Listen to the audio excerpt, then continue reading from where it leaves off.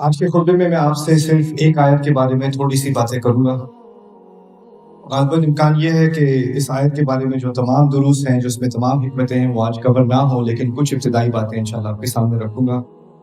اس کے پیچھے میری نیت یہ ہے جو اللہ تعالیٰ نے جس کا ذکر سورۃ الذاریات میں کیا ہے، فَذَكِّرْ فَإِنَّ الذِّكْرَىٰ تَنفَعُ الْمُؤْمِنِينَ، آپ یاد کراتے رہا کریں، یاد کرانے کا مومنوں کو فائدہ ہوتا ہے۔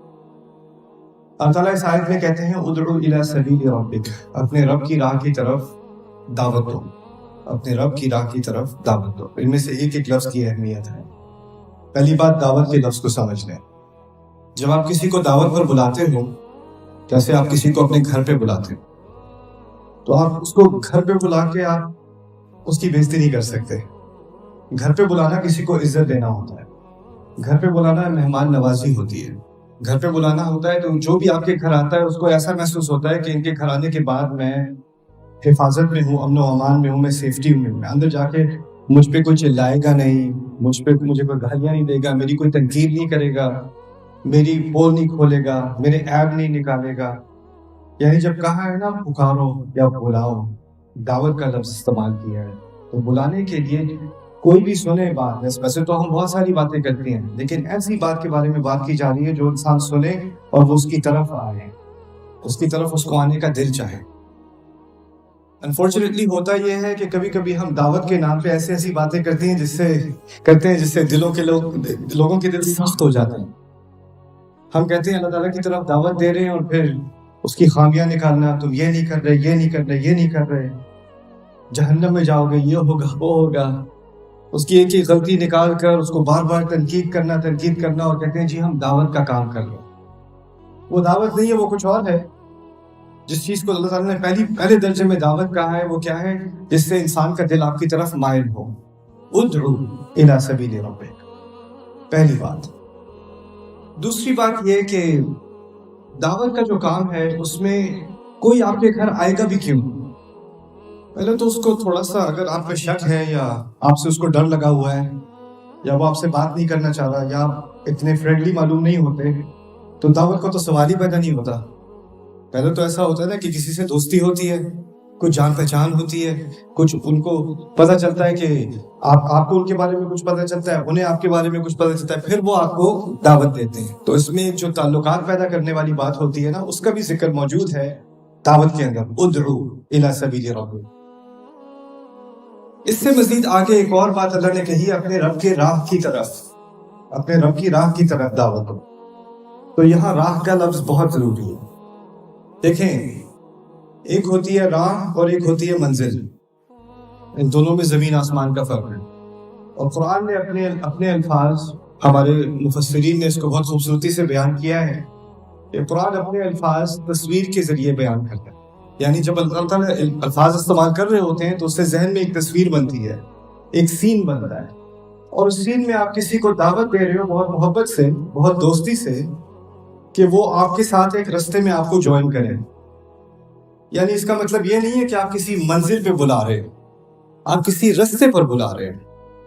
اور رستے پہ بلانے سے مراد یہ ہے کہ آپ خود بھی نہیں پہنچے ہوئے کسی منزل پہ۔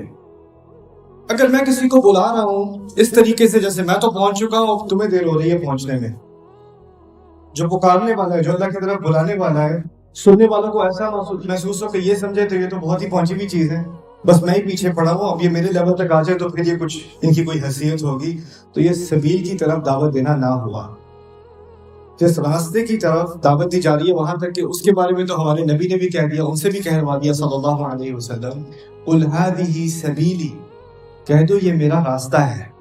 یعنی وہ بھی ایک راستے پر چل رہے ہیں اور پھر وہ ساتھ ساتھ اوروں کو بھی پکار رہے ہیں کہ تم بھی اس راستے کو میرے ساتھ جوائن کرو۔ پھر ایک اور اس میں اہم درس اس لفظ کے اندر، راستے کے اندر، راہ کے اندر، وہ کیا ہے کہ جیسے راستے ہوتے ہیں نا، اس پہ کچھ لوگ بہت تیزی سے جا رہے ہوتے ہیں اور کچھ لوگ آہستہ آہستہ جا رہے ہوتے ہیں، کچھ بہت آگے نکل رہے ہوتے ہیں، کچھ بہت پیچھے ہوتے ہیں، کچھ ایک قدم آگے لیا تھک گئے پھر رکے، کچھ میں سٹیمنا زیادہ ہوتا ہے وہ چلتے چلے جاتے ہیں، کوئی پیدل جا رہا ہے، کوئی گھوڑے پہ جا رہا ہے، کوئی موٹر سائیکل پہ جا رہا ہے، کوئی ٹرک میں جا رہا ہے، کوئی اکٹھے جا رہے ہیں، کوئی دو جا رہے ہیں، جا تو سارے رہے ہیں لیکن ایک رفتار سے نہیں جا رہے, ایک سپیڈ سے نہیں جا رہے, ایک ساتھ نہیں جا رہے, لیکن ہے ایک ہی راستے. ہو سکتا ہے کوئی 50 میل آگے ہے, کوئی 50 میل پیچھے ہے. اب اس کو سمجھنے کی کوشش کریں کہ جب آپ کسی کو اللہ کی راہ کی طرف پکار رہے ہوتے ہو نا, تو اگر آپ اس راہ پہ چلتے رہے ہو تو آپ کہیں تک پہنچ گئے. جب آپ کسی اور کو بلا رہے ہو نا, تو اس سے میں یہ توقع نہیں کر سکتا کہ جہاں میں پہنچ گیا وہ وہاں سے شروع کرے. وہ جہاں کھڑا ہے اس نے وہاں سے شروع کرنی ہے بات, وہاں سے اس نے پہلا قدم لینا ہے. اور میں اس سے یہ توقع بھی نہیں کر سکتا کہ وہ میری سپیڈ سے چلے. تیز تیز چلو, جلدی جلدی چلو. تم اتنا آہستہ کیوں چل رہے ہو, تھک کیسے گئے, رک کیوں گئے؟ اگر آپ نے راستے کی طرف بلایا ہے اور کسی نے فرض کرنے راستہ ابھی شروع بھی نہیں کیا, سفر اپنا شروع بھی نہیں کیا, بس اس کی تیاری کر رہا ہے, یا سفر کے بارے میں سوچ رہا ہے, یا سفر کے لیے کچھ سامان پیک کر رہا ہے, کچھ کر رہا ہے, تو اس نے سفر میں کوئی پروگرس ابھی نہیں کی, آپ کو پروگرس نظر بھی نہیں آ رہی, لیکن پھر بھی وہ پروگرس ہے. آپ نے دعوت دی ہے سفر کی, تو اس نے کہا ٹھہر جاؤ میں ذرا کچھ تیاری کر لوں. یہ چیزیں میں آپ کے سامنے اس لیے رکھنا چاہ رہا ہوں کہ آپ کو یہ چیز سمجھ میں آئے کہ جب آپ کسی کو دعوت دیتے ہیں نا, تو آپ کو سمجھنا پڑتا ہے کہ جہاں میں ہوں, میں اس پر یہ پریشر نہیں ڈال سکتا کہ وہ اوور نائٹ ایک ہی دفعہ سنا کے وہ وہاں آ جائے جہاں میں کھڑا ہوں. آپ کو کچھ ٹائم لگا, فرض کریں آپ نے 5 وقت کی نماز پڑھنی شروع کر دی. اب آپ کو بے چینی ہوئی کہ میرا کوئی ماں ہے, اس کو بے چینی ہوئی میرے بچے بھی اب نماز پڑھنی شروع کر دیں. میں اتنا عرصہ غفلت میں رہی ہوں, مجھے خیال نہیں تھا نماز کا, اللہ نے میرے دل میں اس کا اپنا خوف ڈال دیا, اب میں نے نماز پڑھنی شروع کر دی, اب مجھے بے چینی ہے, میرے بچے بھی غفلت میں ہیں. تو وہ روز بچوں کو نماز پڑھو, نماز پڑھو, نماز پڑھو, نماز پڑھو, نماز کیوں نہیں پڑھ رہے, خدا کا خوف کرو, پتہ نہیں ہے تمہیں. وہ اب یہاں پہنچ چکی ہے اور وہ چاہتی ہے بچے فوراً وہاں پہ پہنچ جائیں. لیکن بچوں کے ساتھ ہوتا کیا ہے, اس کو آپ جتنا کہو گے نماز پڑھو نماز پڑھو, مصیبت ہے, امی پھر شروع ہو گئی, دوبارہ میرا پیچھے نہیں چھوڑتی. اور پھر ایسی مائیں ہزاروں کی تعداد میں میرے پاس آ چکی ہیں, کہتی ہیں میں اپنے بچوں کو کہتی رہتی ہوں نماز پڑھو, وہ سنتے ہی نہیں ہیں, بلکہ وہ الٹا انوئے ہو جاتے ہیں, چڑ جاتے ہیں, ضد میں آ جاتے ہیں. وہ تو مجھ سے بھاگتے ہیں, وہ سمجھتے ہیں میں جیسے ہی وہ منہ کھولوں گی میں ان کو دوبارہ خطبہ سنانا شروع کر دوں گی, تو میری بات نہیں سنتے. تو میں تو کہتا ہوں ٹھیک کرتے ہیں, اللہ تعالیٰ نے جو بات سمجھائی ہے, اگر آپ کے ساتھ ایسا کیا جاتا تو آپ بھی کبھی نماز نہ پڑھتی. اللہ تعالیٰ نے ایک وقت پر آ کر آپ کے دل میں کوئی چیز ڈالی ہے, اور وہ کسی نے نرمی سے بات کی ہوگی تبھی ڈالی ہے نا, اور کسی نے آپ کے ساتھ کچھ تحمل سے کام کیا ہوگا تبھی ڈالی ہوگی نا. ایک مشہور حدیث کا حوالہ یاد آتا ہے, رسول صلی اللہ علیہ وسلم کے پاس ایک شخص آیا, کہتا ہے ابایعک علی صلاتین, میں آپ کو بیعت دینے کو تیار ہوں, مسلمان ہونے کو تیار ہوں, نمازیں میں نے 2 پڑھنی ہیں, 5 نہیں پڑھ سکتا, میں 2 پڑھوں گا, اور اس کنڈیشن پہ, اس شرط پہ میں مسلمان ہونے کو تیار ہوں. روایت میں آتا ہے رسول صلی اللہ علیہ وسلم نے اس کا اسلام قبول کر لیا, کچھ آگے سے کہے بغیر. وہ خوشی خوشی چلا گیا. باقی سارے صحابہ حیران, یہ کیا نیا ڈسکاؤنٹ پروگرام شروع ہوا ہے کہ 5 سے 2 ہو گئی نمازیں. پوچھا کہ یہ کیا ہوا, تو وہ کہتے ہیں جب اس کو نماز کی لذت آئے گی تو خود ہی وہ 5 پڑھنی شروع کر دے گا. اس کے بارے میں اللہ تعالیٰ خود کہتے ہیں تم ایک قدم ایک لیول پر ایک دفعہ میں چڑھتے چلے جاؤ گے, آگے بڑھتے چلے جاؤ گے. ہر کوئی ایک دم سے اسی طرح 0 to 100 نہیں جا سکتا. تو جب ہم دعوت کی بات کرتے ہیں تو پہلی چیز ہوتی ہے کسی کے ذہن میں کوئی بات ڈالنا. اس کے بارے میں ایک اور اشارہ رسول صلی اللہ علیہ وسلم سے کیا گیا, بہت خوبصورت بات ہے. انما تنذر من اتبع الذکر وخشی الرحمن بالغیب, سورۃ یاسین میں. کیونکہ رسول صلی اللہ علیہ وسلم دعوت دیا کرتے تھے بازار میں جا کر, کھلے عام قرآن کی بات سنا رہے ہیں. اکثریت مکے والوں کو سننے میں کوئی دلچسپی نہیں ہے, لگتا ہے کوئی آڈینس ہی نہیں ہے, کوئی ان کو دھیان ہی نہیں دے رہا. تو اللہ تعالیٰ نے اپنے نبی کو ایک بات بتائی, بڑی پیاری بات بتائی. آپ صرف اسی کو خبردار کر سکتے ہیں جو خود اس یاد دہانی کے پیچھے آئے, من اتبع الذکر. اور پھر کہا وہ خشی الرحمن بالغیب, یہ ہیرے والے الفاظ ہیں. اور جس نے الرحمن کا خوف کیا غیب میں. غیب سے 2 مرادیں ہیں, ایک مراد کی ابھی میں بات کروں گا, یعنی آپ کی بات تو اس نے سن لی اور وہ چلا گیا, تو آپ کو لگا آپ کی بات کا اس پہ کوئی اثر ہی نہیں ہوا. لیکن آپ کی آنکھوں سے غائب ہونے کے بعد رات کو جب وہ سونے لگا اور کوئی اور اس کو نہیں دیکھ رہا تھا, تو اس کے ذہن میں وہ اچھی بات تھی جو آپ نے کی تھی. آپ کو نہیں معلوم آپ کی بات کا اثر کب جا کر ہوگا, ابھی ہوگا, 4 سال بعد ہوگا, 10 سال بعد ہوگا, اسی رات ہوگا, آپ کو نہیں معلوم. اور آپ کو نہیں معلوم کہ اس اثر کا آہستہ آہستہ جو جس طرح بیج ہوتا ہے نا اس کو اگتے اگتے وقت لگتا ہے، اسی طرح ذہن میں خیال ہوتا ہے، اس کو بڑھتے بڑھتے وقت لگتا ہے. اچھی بات کو بھی دل کے اندر تک جانے کا اور اس کے بعد اس کو باہر ایونچولی نکلنے کا اس کا ایک پروسیس ہوتا ہے. تو جب ہم نے کسی کو اسلام کی طرف دعوت دینی بھی ہے، آپ کا کوئی یونیورسٹی میں دوست ہے، آپ چاہتے ہو کہ وہ بھی اچھا کچھ اس اپنی بری عادتیں چھوڑ دے، کوئی اچھی عادتیں اڈاپٹ کر لے، کچھ اچھی بات سیکھ لے. آپ چاہتے ہو کہ وہ شراب کی طرف نہ جائے، ڈرگس کی طرف نہ جائے. آپ چاہتے ہو کہ وہ خراب کمپنی کو چھوڑ دے. آپ چاہتے ہو کہ وہ نماز پڑھنا شروع کر دے. یہ ساری عادتیں جو ہیں نا، یہ ساری حرکتیں جو ہیں، یہ باہر کی ہیں. قرآن جو تبدیلی لا رہا ہے نا، جس راستے کی طرف اللہ دعوت دے رہے ہیں، وہ اصل میں تبدیلی اندر ہوتی ہے. وہ اصل تبدیلی اندر ہوتی ہے. اور ہمیں فکر ہوتی ہے کہ باہر سے سب تبدیلی آ جائے، خیر ہے. اچھا چلو باہر سے تو یہ ٹھیک کر رہا ہے نا، پھر اس کے اندر جو کچھ ہو رہا ہے اس کی مجھے کوئی فکر نہیں، میری تسلی ہو گئی. اللہ تعالیٰ چاہ رہے ہیں کہ ہر انسان اللہ سے ملنے کے لیے تیار ہو، اور وہ جب تیار ہو کر آئے گا اللہ کے سامنے، اللہ تعالیٰ نے کہا اس دن کسی چیز کا اور فائدہ نہیں ہونا، الا من اتى اللہ بقلب سلیم. ابراہیم علیہ السلام کے الفاظ قرآن میں ریکارڈ ہیں کہ اس دن کوئی کسی چیز کا، کسی اولاد کا فائدہ نہیں ہونا، کسی پیسے کا فائدہ نہیں ہونا. صرف وہی ہے جو اللہ تعالیٰ کے سامنے ایک اچھا دل لے کر آئے. اصل مقابلہ، اصل جنگ دل کا ہے، اصل جنگ دل کی ہے. تو اس لیے میں نے جب کسی کو دعوت دینی ہے اس آیت کی وجہ سے جو میرے رب نے کہا، پہلے تو محبت سے دینی ہے جیسے گھر پہ دعوت دی جاتی ہے. دوسری بات یہ سمجھنا ہے کہ یہ ایک راستہ ہے، اس میں کسی سے توقع نہیں رکھ سکتا کہ وہ فوراً اس جگہ پر پہنچ جائے، باہر سے بھی اندر سے بھی، جہاں میں پہنچا ہوں. لیکن اس میں ایک آخری بات اس خطبے کے ختم ہونے سے پہلے جو میں آپ کے سامنے رکھوں، اس میں اللہ تعالیٰ نے کہا کہ دعوت کے 3 مختلف طریقے ہیں: بالحکمہ والموعظۃ الحسنہ وجادلہم باللتی ہی احسن. 3 مختلف سٹائل اللہ تعالیٰ نے بیان کیے ہیں اس آیت میں کہ جب آپ نے اللہ کی طرف کسی کو بلانا ہے نا، تو یہ 3 طریقے آپ استعمال کر سکتے ہیں. پہلا طریقہ کیا ہے؟ حکمت. الحکمہ، حکمت کی عربی میں ذرا ڈیفینیشن ہماری حکمت سے، اردو والی حکمت سے اور ہے. حکمت کو عربی میں کہا جاتا ہے العلم النافع والعمل به. کسی کے پاس ایسا علم ہو جو اس کو فائدہ دے اور وہ اس پر عمل بھی کرے، تو ایسے شخص کو کہتے ہیں اس میں حکمت ہے. بہت ہی اسٹوپڈ سی مثال آپ سمجھ لیں تاکہ بات سمجھ میں آ جائے. اگر آگ جلی ہوئی ہے اور کوئی اس کو ہاتھ نہیں لگا رہا کیونکہ ہاتھ جل جائے گا، تو اس میں حکمت ہے کہ وہ آگ میں ہاتھ نہیں ڈال رہا. یعنی آپ کے پاس نالج بھی ہے کہ آگ خطرناک ہے اور آپ اس پر عمل بھی کر رہے ہیں، یہ حکمت ہے. کوئی لڑکا میڈیکل اسٹوڈنٹ ہے، لنگ اسپیشلسٹ بننا چاہ رہا ہے، لیکن اس کو اسموکنگ ایڈکشن بھی ہے، تو اس میں حکمت نہیں ہے، کیونکہ عام دنیا کی پاپولیشن سے زیادہ اس کو پتا ہے کہ اسموکنگ کا کیا اثر ہوتا ہے اس کی لنگس کے اوپر. لیکن علم تو ہے مفید، لیکن اس پہ عمل کرنے کی اس میں حکمت نہیں ہے. آپ سمجھ رہے ہو بات؟ تو حکمت ہوتی ہے کہ اگر ایک طرف تو علم بھی اچھا ہو، لیکن اتنی عقل بھی ہو انسان میں کہ اس علم کا فائدہ اٹھا کر اس کو عمل میں بھی لے آئے. پہلا طریقہ اللہ تعالیٰ نے اللہ کی طرف بلانے کا یہ دکھایا ہے کہ حکمت سے بلاؤ.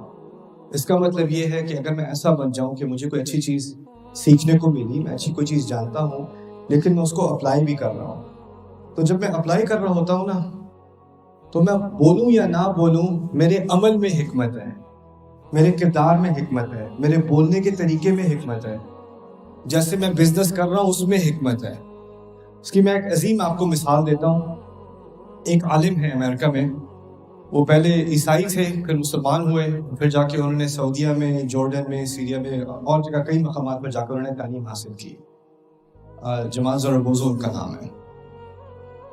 وہ اپنے ایک واقعہ بتاتے ہیں کہ مسلمان ہونے سے پہلے وہ ایک دکان میں گئے.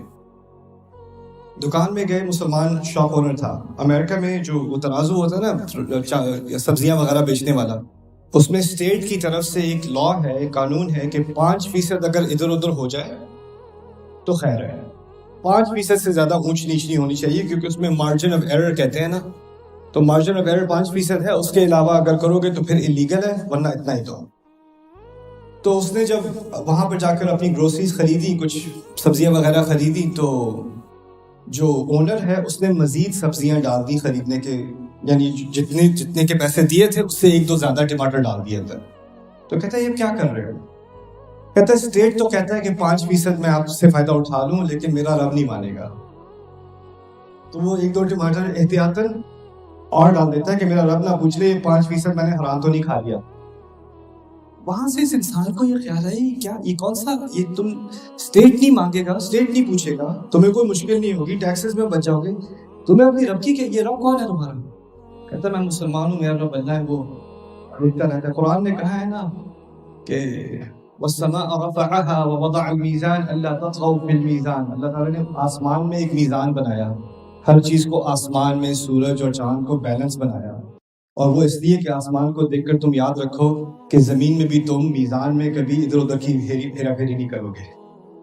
یعنی انسان کو جو انصاف کا حکم دیا ہے، انصاف کا خطبہ دیا ہے قرآن نے، قرآن کہہ رہا ہے آسمان کو دیکھو انصاف یاد آ جائے گا۔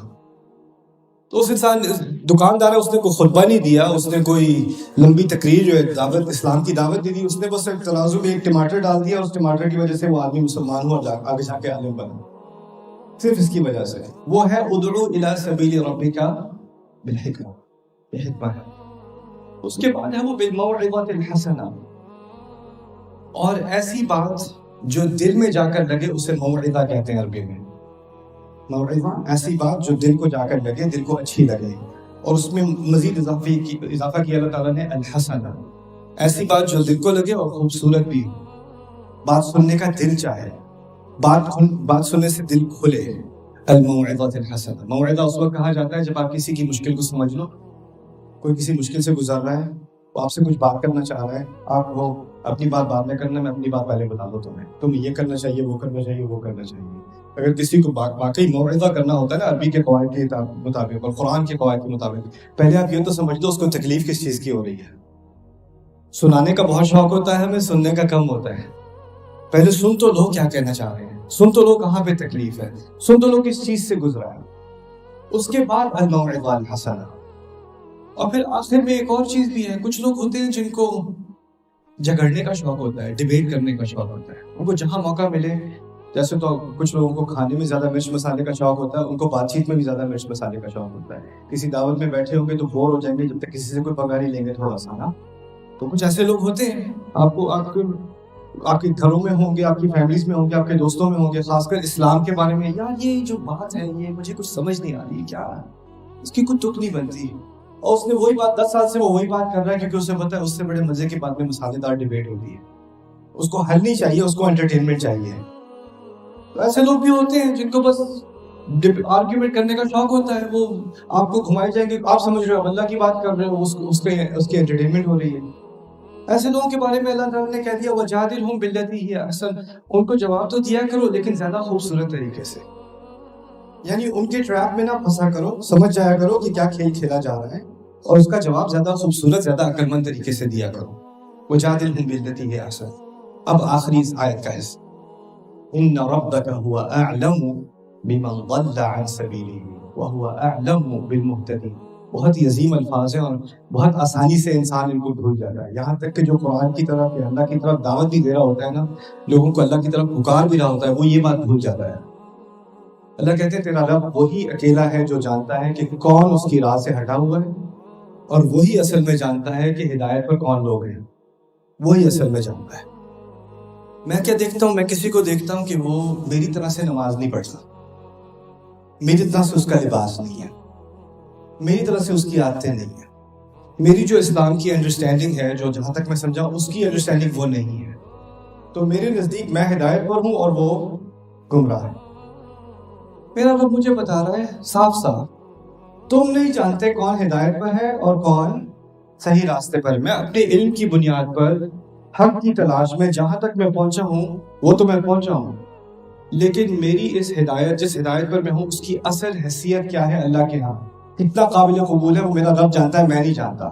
میں جہاں تک میں بڑا عالم بھی بن جاؤں، اسپیکر بھی بن جاؤں، میرے منہ پہ مائک لگاؤ، سارے سن رہے ہوں، اس کا مطلب یہ نہیں ہے کہ مجھے زیادہ پتا ہے، میں ہدایت پر زیادہ ہوں، آپ ہدایت پر کم ہو۔ میرا رب ہی جانتا ہے ہدایت پہ زیادہ کون ہے، اور میرا رب یہ بھی جانتا ہے کہ کوئی ہندو بھی ہو، کوئی بدھسٹ بھی ہو، کوئی ایتھیسٹ بھی ہو، کہ اس کے دل میں جو ہدایت کا بیج اللہ نے ڈالا ہوا ہے، جو بعد میں جا کے اگے گا، اس کو میرا رب بہتر جانتا ہے، میں نہیں جانتا۔ میں اپنے مقام پہ کھڑا ہو کے باہر سے لوگوں کو دیکھ کے کہوں یہ گمراہی پر ہے، یہ بھی گمراہی پر ہے، یہ بھی گمراہی پر ہے، یہ بھی گمراہی پر ہے، تو مجھے آسانی سے جج کرنے کا شوق ہو جاتا ہے، اور پھر مجھے یہ ہوتا ہے کہ چلو اللہ کا شکر ہے میں تو ہدایت پر ہوں، باقی سب گمراہی پر ہے۔ تو ایک عجیب سا کانفیڈنس ہے، خود اعتمادی ہے کہ ہدایت پہ میں ہوں، باقی سب گمراہی پر ہے۔ اللہ تعالیٰ کہہ رہے ہیں آخر میں آپ بھی ہدایت کے طلبگار ہو جیسے باقی سب ہیں۔ اگر کل تک یا پچھلے گھنٹے تک، پچھلے 5 منٹ تک میں ہدایت پر تھا، اس کی کوئی گارنٹی نہیں ابھی میں ہدایت پر ہوں۔ ہمارے نبی سے بھی صلی اللہ علیہ وسلم مطالبہ کیا گیا ہے کہ کتنی دفعہ ہر کچھ لمحوں بعد نماز میں کھڑے ہو کے اہدنا الصراط المستقیم، اہدنا الصراط المستقیم، ہدایت دیجیے، ہدایت دیجیے، ہدایت دیجیے، ہدایت۔ طلب اس چیز کی جاتی ہے، مانگی وہ چیز جاتی ہے جو آپ کی ملکیت نہیں ہوتی، اس کو آپ اون نہیں کر سکتے۔ تو جب ہمیں نماز میں سکھایا گیا نا بار بار ہدایت مانگنے کا، اس کا مطلب ہے ہم میں سے کوئی بھی ہدایت کا مالک نہیں ہے۔ یہ نہیں ہے کہ ایک دفعہ ہدایت آ گئی تو بس میری جیب میں رکھی ہوئی ہے، اب وہ میری چیزیں، اب باقی بیچارے جو ہیں سارے محروم ہیں، میں ان کو لا کے دے دوں۔ لا، ان ربک هو اعلم بمن ضل عن سبیلہ وهو اعلم بالمهتدین۔ وہ بہتر جانتا ہے ہدایت پر کون لوگ ہیں، وہ بہتر جانتا ہے کہ کون اس کی راہ سے ہٹ گیا ہے۔ اور خطرناک ترین چیز یہ ہوتی ہے کہ جو ایک دفعہ ہدایت پر ہوتا بھی تھا، وہ اپنے اوپر اتنا گھمنڈ کرنے لگتا ہے، اتنا غرور کرنے لگتا ہے کہ میں تو ہدایت پر ہوں، کہ اسی کی وجہ سے اس کے دل میں سے ہدایت نکل جاتی ہے، اس کو پتہ بھی نہیں چلتا۔ اس کو باقی سب کی گمراہی نظر آ رہی ہوتی ہے، اپنی گمراہی سے وہ اندھا ہو جاتا ہے۔ جس دین نے ہمیں اپنے بارے میں سوچنے کی فکر دی، پہلے میں آئینے میں تو دیکھوں میں کہاں کھڑا ہوں۔ اگر اس دین کے ذریعے میں بس باقیوں کو تو دیکھتا رہوں، باقیوں پہ تبصرہ کرتا رہوں، باقیوں پہ میں تنقید کرتا رہوں، اپنے آپ سے اندھا ہو جاؤں، تو پھر یہی سب سے بڑی ٹریجڈی ہے۔ ان ربک هو اعلم بمن ضل عن سبیلہ وهو اعلم بالمهتدین۔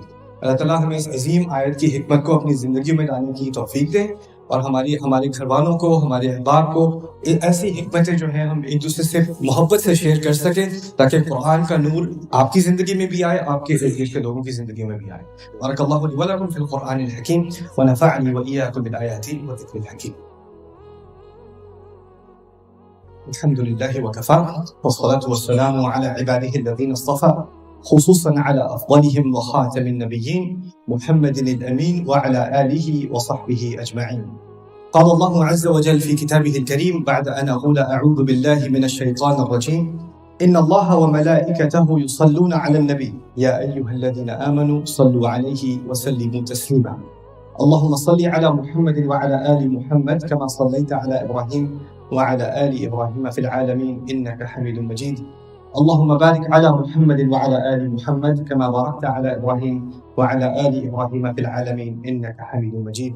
عباد الله رحمكم الله، اتقوا الله، إن الله يأمر بالعدل والإحسان وإيتاء ذي القربى وينهى عن الفحشاء والمنكر ولذكر الله أكبر والله يعلم ما تصنعون۔ أقم الصلاة إن الصلاة كانت على المؤمنين كتابا موقوتا۔